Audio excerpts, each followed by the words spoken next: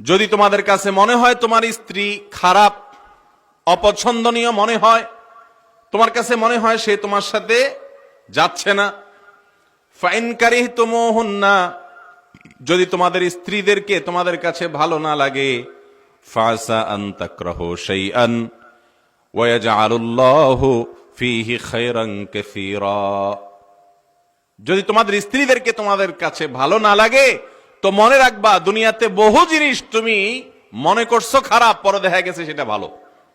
হয় না এরকম? অনেক জিনিস আছে যেটাকে তুমি ভালো মনে করো না, অথচ ওইটার মধ্যে তোমার ভালো এবং কল্যাণ আল্লাহ তাআলা লিখে রেখেছেন। কত মানুষ আছে বউটার প্রতি তার অভিযোগের শেষ নাই, হ্যাঁ, অনেক নালিশ, অনেক অভিযোগ, এই সমস্যা সেই সমস্যা। দেখা গেল স্ত্রীটা হঠাৎ মারা গেছেন, এই ব্যক্তির যত রুজি রোজগার হইতো, ব্যবসা বাণিজ্যে বরকত হইতো, সব শেষ, থেমে গেছে। আছে না নাই? আল্লাহ রাব্বুল আলামিন অনেক ব্যক্তির পরিবারের অনেক সদস্য আছে, তাদের উসিলায়, তাদের মাধ্যমে পরিবারের কর্তাকে অনেক সময় রুজি দেন, রুটি দেন, ইনকাম দেন, উপার্জন দেন। তার জীবন সাথে সঙ্গী হিসাবে তার সাথে সময় কাটানোটাকে খারাপ মনে করতেছেন, হয়তো আল্লাহ রাব্বুল আলামিন সেখানেই কি রাখছেন, ভালো এবং মঙ্গল লিখে রেখেছেন। এই জন্য আল্লাহ রাব্বুল আলামিন এই আয়াতের মাধ্যমে পুরুষদেরকে সান্ত্বনা দিচ্ছেন যে কখনো যদি তোমার স্ত্রী তোমার কাছে খারাপ মনে হয়, খারাপ লাগে, তো তুমি মনে রাখবে তোমার খারাপ লাগাটার ভেতরে অনেক কল্যাণ আছে। আর কিছু না থাকুক, তুমি সবর করার মাধ্যমে, ধৈর্য ধারণ করার মাধ্যমে, তার সাথে জীবনযাপন করার মাধ্যমে অনন্ত অসীমকালের জান্নাতের উপযুক্ত হয়ে যাচ্ছ। এর চাইতে বড় জিনিস কি আছে বলেন? আসসাবরু সাওয়াবুহু আল জান্নাহ, হাদিসে আসছে ধৈর্যের বিনিময়ে আল্লাহ তাআলা সরাসরি জান্নাত দেন। একই কথা মহিলাদের জন্য প্রযোজ্য। যে সমস্ত মহিলারা তাদের স্বামীর ব্যাপারে অভিযোগের কোনো শেষ নাই, যে আমার স্বামীটা মানুষ ভালো না, বোন, আপনি যদি এই খারাপ মানুষটার সাথে ধৈর্য ধারণ করে দুনিয়ার জীবনটাকে আপনি পার করে দেন, এ আশায় যে সবর এবং ধৈর্যের বিনিময়ে জান্নাত পাওয়া যায়, তো 50, 30, 40 বছরের দাম্পত্য জীবন দেখতে দেখতে শেষ হয়ে যাবে। কিন্তু একটা কালে আল্লাহ রাব্বুল আলামিন আপনাকে যদি অনন্ত অসীমকালের জান্নাতের বিনিময় দিয়ে দেন, তাহলে এই কষ্টের বিনিময় যেটা পাইলেন সেটা অনেক বড় নিয়ামত ইনশাআল্লাহ। ঠিক কিনা বলেন?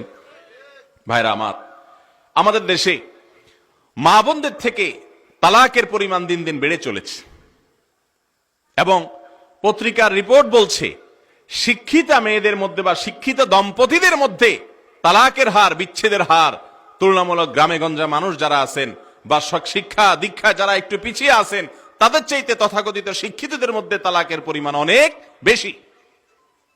এর কারণ কি? এর কারণ আমার মনে হয় আমরা সবাই কম বেশ জানি। আল্লাহ রাব্বুল আলামিন এই ভয়াবহ অবস্থা থেকে আমাদেরকে হেফাজত করুন, বলুন আমিন। পরিবারগুলো যদি ধ্বংস হয়ে যায়, সংসারগুলো যদি ভেঙে যায়, তাহলে সেক্ষেত্রে কি হবে? মুসলমানদের সবচেয়ে বড় সম্পদগুলোর একটা হলো এই পারিবারিক সৌন্দর্য এবং বন্ধন। আল্লাহ রাব্বুল আলামিন এটা রক্ষা করতে চান, আল্লাহ চান যে বান্দা রক্ষা করুক। এই জন্য নবী করিম সাল্লাল্লাহু আলাইহি ওয়াসাল্লাম থেকে একটা হাদিস বর্ণিত হয়েছে। এই হাদিসটার সনদ নিয়ে মুহাদ্দিসিন ইকরামের নানান আপত্তি আছে, তারপরও এটা গ্রহণযোগ্যতার লেভেল পর্যন্ত যায়। হাদিসটি হলো আবগাজুল হালাল ইলাল্লাহি আত-তালাক। আল্লাহর জমিনে যত হালাল কাজ আছে, যত বৈধ কাজ আছে, এর মধ্যে আল্লাহর কাছে সবচেয়ে অপছন্দনীয় বৈধ কাজ হলো তালাক দেওয়া। তালাক দেওয়াটা জায়েজ না হারাম? দরকার হলে স্বামী স্ত্রীর মধ্যে তালাক দেওয়া কোরআন হাদিসের আলোকে যায় নাকি যায় না? যায়।